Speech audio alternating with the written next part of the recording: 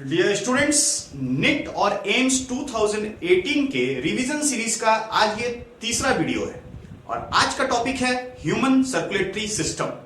मैं आशा करता हूं कि आपने इस चैप्टर को अपने एनसीईआरटी बुक से बहुत ही अच्छे से रिवाइज कर लिया होगा।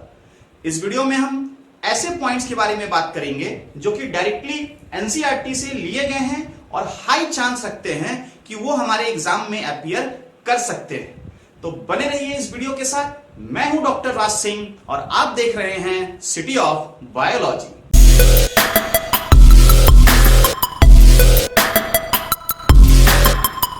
स्टूडेंट्स, यहां जो सबसे पहला इंपॉर्टेंट टॉपिक है वो है heart disorders.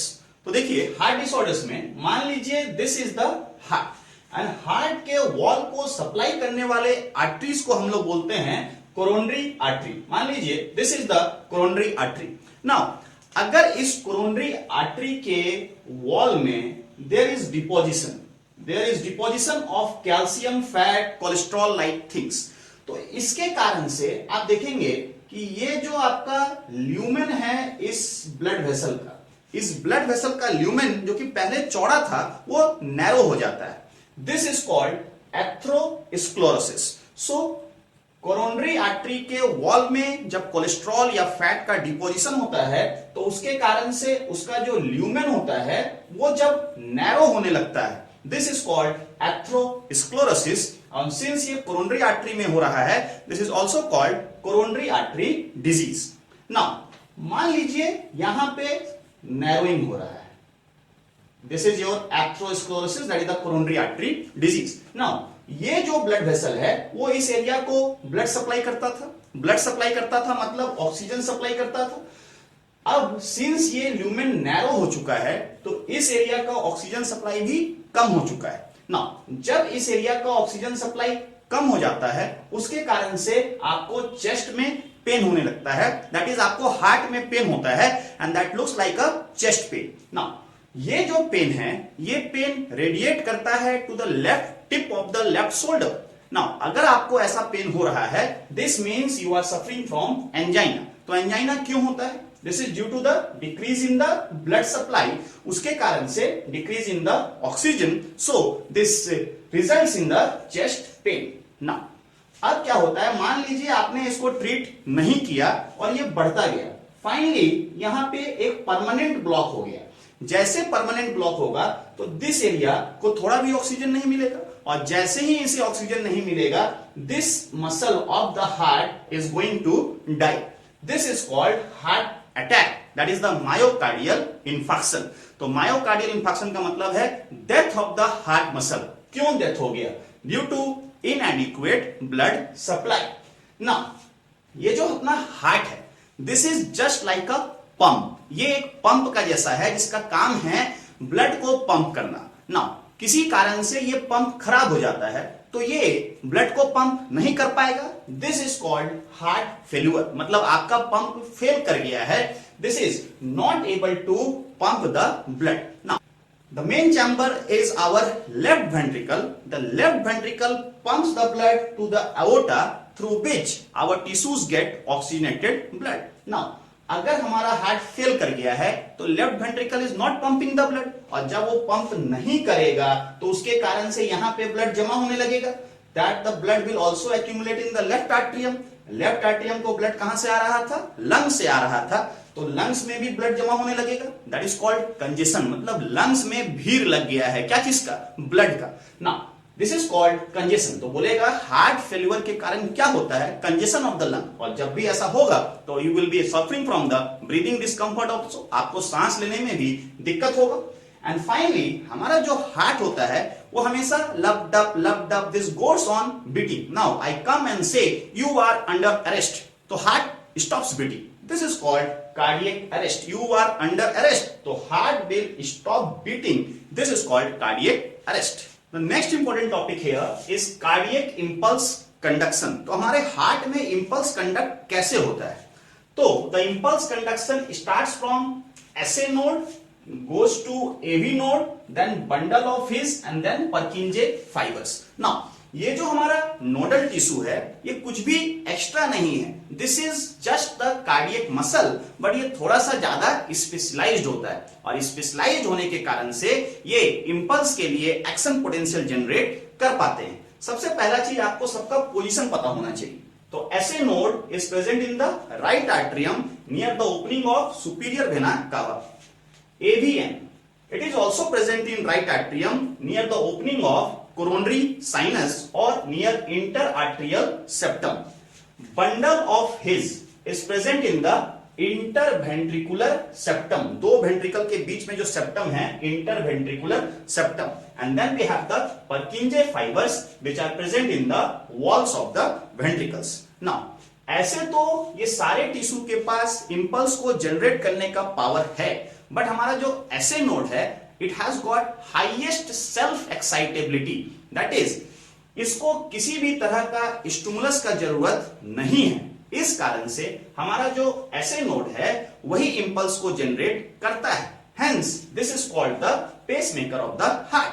Since this does not require any stimulus, our heart is called myogenic heart. मैंने आपको अभी बताया था कि SA node is just a specialized cardiac muscle. Now specialized cardiac muscle है, इस कारण से this is myogenic heart. Now no doubt impulse तो जरूर जनरेट होता है फ्रॉम ऐसे नोड, लेकिन जो हमारा हार्ट बीट है उसको हमारा ब्रेन रेगुलेट करता है। ब्रेन का जो पार्ट है medulla oblongata through autonomic nervous system heart beat को कंट्रोल करता है। Now how this controls this heart beat? So we have got the autonomic nervous system जिसके की दो सप्लाई है, सिंपैथेटिक और पैरासिम्पैथेटिक, जो कि ऐसे नोड को सप्लाई करते हैं। नाउ अगर सिंपैथेटिक नर्वस सिस्टम काम कर रहा है, डोमिनेट कर रहा है, तो उस समय हमारा जो हार्ट रेट है वो बढ़ जाएगा, हमारा जो कार्डियक आउटपुट है वो भी बढ़ेगा। कार्डियक आउटपुट क्यों बढ़ेगा? बिकॉज वेंट्रिकल जिस फोर्स से कॉन्ट्रैक्ट कर रहे हैं वो भी बढ़ा हुआ है। ये कब होता है? जब भी आप किसी स्ट्रेस कंडीशन में हैं। सिंपैथेटिक का मतलब ही होता है stress condition. And then we have the parasympathetic. Parasympathetic का मतलब होता है पीस, मतलब आप शांति में हैं। तो वैसे समय में आपका जो हार्ट रेट है, कार्डियक आउटपुट है, फोर्स ऑफ कॉन्ट्रैक्शन है, ये सभी चीजें डिक्रीज रहेंगी। Remember, instead of parasympathetic, they can also use the word vagus nerve. So vagus nerve will be similar to the parasympathetic. This is going to decrease the heart rate or cardiac output. हमारा जो next important topic है वो है ECG, Electrocardiograph. Remember student, ये जो machine होता है to record the ECG, that machine is called Electrocardiograph. जबकि जो पेपर में रिकॉर्डिंग होता है, that is the graph on that paper is called electrocardiogram. तो यहां पे आप कंफ्यूज कर सकते हैं, आपको लगेगा कि graph paper should be called a graph, but no sir, the recording on the paper is called electrocardiogram, where is the machine is called electrocardiograph. Now इसमें कुछ इंपॉर्टेंट वेव्स हैं like the P wave. P wave क्यों बनता है? Due to arterial depolarisation, और जब arteria depolarize करेगा तो they are going to contract. Then we have got the QRS, ventricular depolarization. जब वेंट्रिकल्स डीपोलराइज होंगे तो they are going to contract. And then we have got the T wave, that is ventricular repolarization wave. सबका duration आपको पता होना चाहिए। यहां पे ध्यान देने का है कि P wave is 0.1 second, T wave is 0.2 second. QRS देख के बड़ा वेव लगता है, but this is only 0.08 second. तो सबसे छोटा है QRS फॉलोड बाय P और सबसे बड़ा वेव है T वेव। नाउ ECG में कुछ लेड्स होते हैं जो कि हम लोग चेस्ट पे लगाते हैं, they are called the chest leads. इसके साथ साथ हम लोग लिम्स में भी कुछ लेड्स लगाते हैं। Now we put the leads on the right wrist and then on the left wrist and then on the ankles. Remember, left ankle में लगाते हैं, right ankle में नहीं लगाते हैं. This can be a good question. Then simply see this ECG wave. I have drawn a very simple wave. So the positive waves, the P wave, R wave and T wave, they are called the positive because you know axis से ऊपर है. Then we have the negative waves, Q wave and the S wave. कभी कभी एक question आ सकता है कि आपके जो टी वेव्स हैं वो बहुत ज्यादा टॉल हो गए हैं. These are the normal T waves. अगर ये वेव्स आपको कुछ इस तरह से दिखा रहे हैं, this means there is something called heart attack or the myocardial infarction. तो हार्ट अटैक के पेशेंट के ईसीजी में जो टी वेव होगा वो बहुत ज्यादा टॉल होगा. Then the next question can be about the double circulation of our heart. Now you can see कि हमारा जो हार्ट का लेफ्ट वेंट्रिकल है, the left ventricle of the heart pumps oxygenated blood. Remember, this is going to pump oxygenated blood to the tissues. Now, tissue oxygen को use कर लेते हैं and they return the deoxygenated blood back to the heart. Now, left ventricle pumping the blood into the tissue and the tissue again returning the blood to the heart. This is called systemic circulation. At the same time, ये जो हमारा right ventricle है, this pumps the deoxygenated blood. This is going to pump the deoxygenated blood. Now, this is pumping the deoxygenated blood into the lungs, जहां पे कि जाके oxygenation होगा. तो since the lungs oxygenate the blood and return back the blood to again to the heart.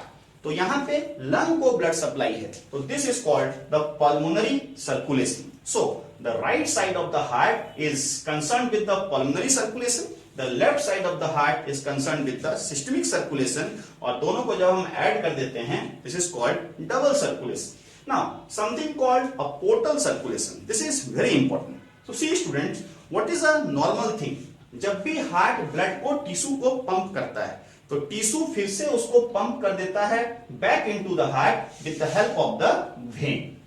Now, तो when normally क्या करता है? किसी टिश्यू से डीऑक्सीजनेटेड ब्लड को लेता है और उसको हार्ट में वापस कर देता है. This is a normal thing. Now, यहां पे देखिए, अगर एक हार्ट है and heart is pumping the blood to the tissue, तो this is a artery. Now, tissue से एक वेसल बाहर निकल रहा है.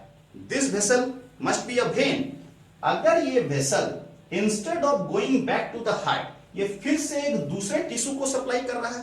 So this vessel is called a portal vein. This is not a normal vein. सो एक ऐसा वेन जो कि एक टिश्यू से, एक ऑर्गन से स्टार्ट होता है और एक टिश्यू या एक ऑर्गन में एंड होता है, starts from a capillary, ends into a capillary, that is called a portal when. Now, we have different portal systems in our body. One of them is the hepatic portal system. Now, हमारा जो भी food intestine से absorb होता है वो सबसे पहले liver में जाता है. So the first organ is the intestine and the second organ is the liver. इन दोनों को कनेक्ट करने वाला vein is called the hepatic portal vein and this system is called the hepatic portal system. Next important question, very important one, is from the cardiac cycle. तो सबसे पहले cardiac cycle का जो एक ड्यूरेशन होता है, on an average this is 0.8 second. आप किसी भी पॉइंट से स्टार्ट करेंगे, आपको उसी पॉइंट पे आके एंड करना है. तो कार्डियक साइकिल का ड्यूरेशन होता है 0.8 second on an average. Now, ये चीज तभी है जब आपका हार्ट रेट 72 टाइम्स पर मिनट है. क्वेश्चन सेटर इसे चेंज कर सकता है. आप देखिए यहां पे something called we have got in 1 minute 60 seconds. 60 seconds they are divided by 72.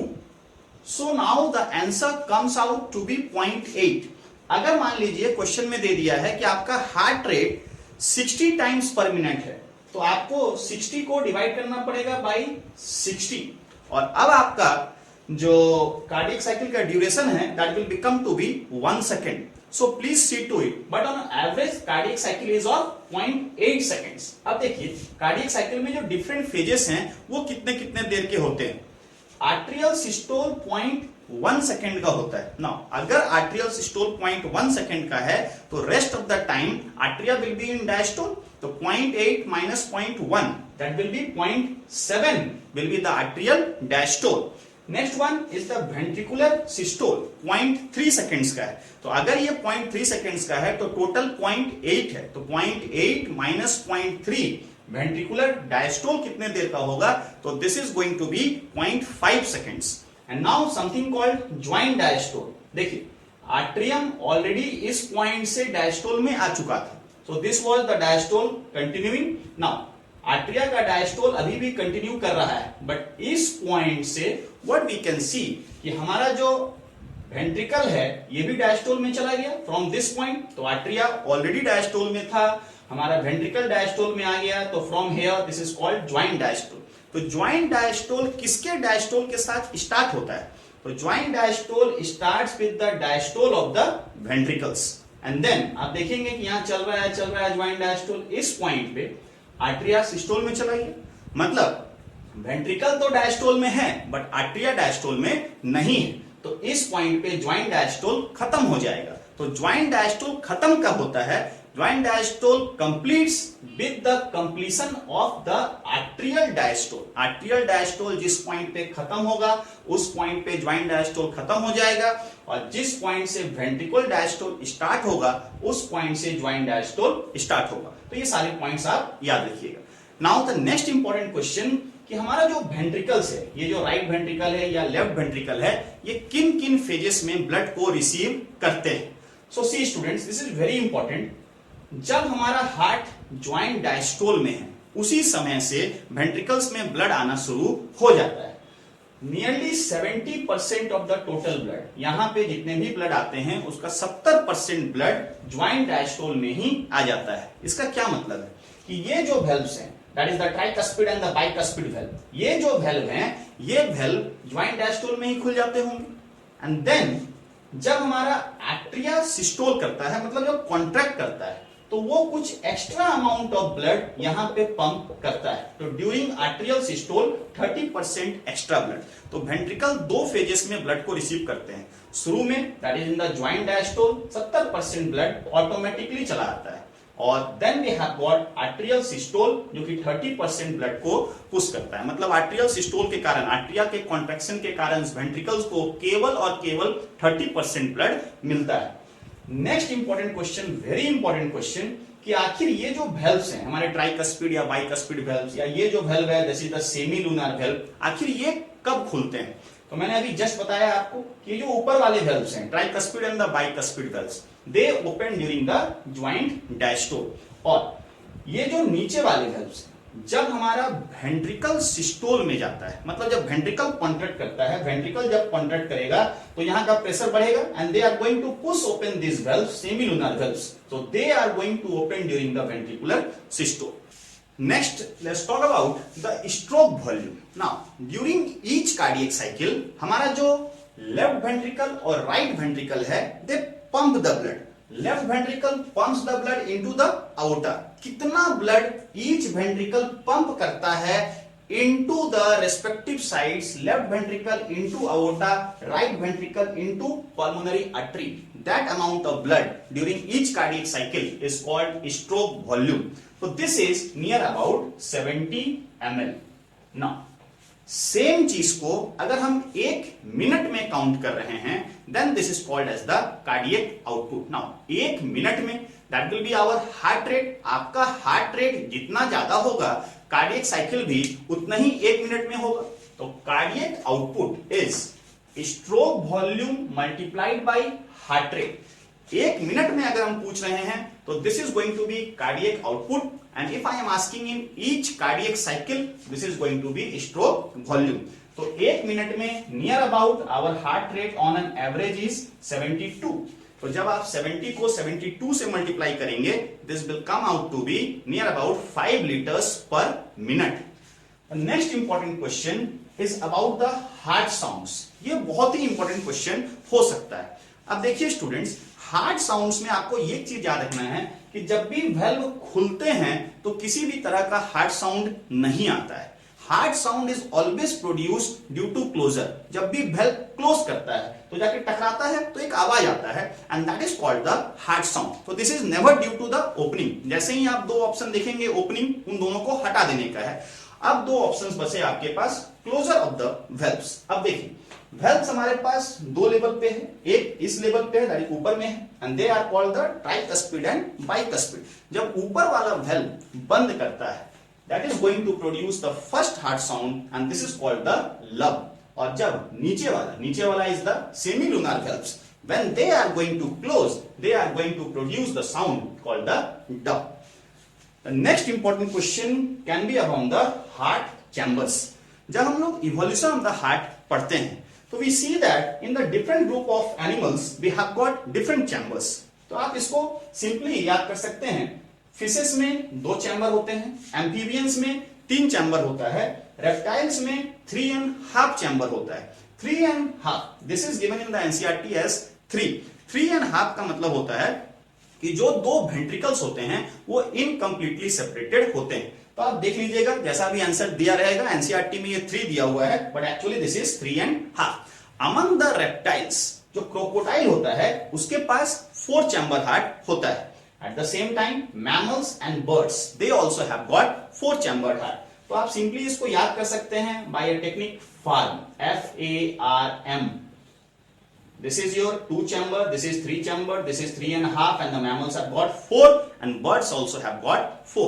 Now you have to see कि fish heart में जो circulation है that is a single circulation, whereas in the amphibians and the reptiles they have got double circulation but that is also incomplete. लेकिन mammals, crocodile and birds they have got 4 chambered heart and they have got complete double circulation.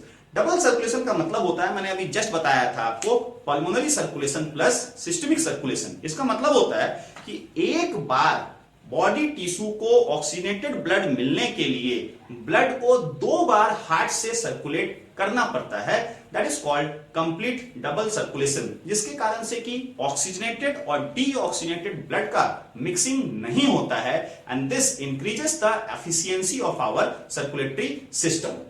Next important question can be about the circulatory system, जो कि 2 तरह के होते हैं, एक होता है ओपन और एक होता है क्लोज्ड। जो ओपन सर्कुलेटरी सिस्टम होता है, यहां पे when the blood is pumped by the heart, तो ब्लड केवल ब्लड वेसल्स में ही नहीं रहता है, उससे ये बाहर आ जाता है इन द बॉडी कैविटीज। ये जो बॉडी कैविटीज होते हैं इन्हें हम साइनसेस बोलते हैं।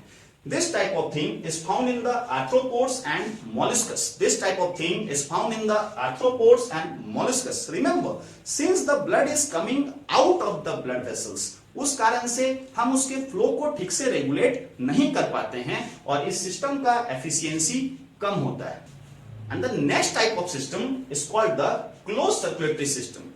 When the heart pumps the blood and blood always remains inside the blood vessels, never comes out in the body cavity. Body cavity में कभी भी बाहर नहीं आता है, हमेशा blood vessel में रहता है.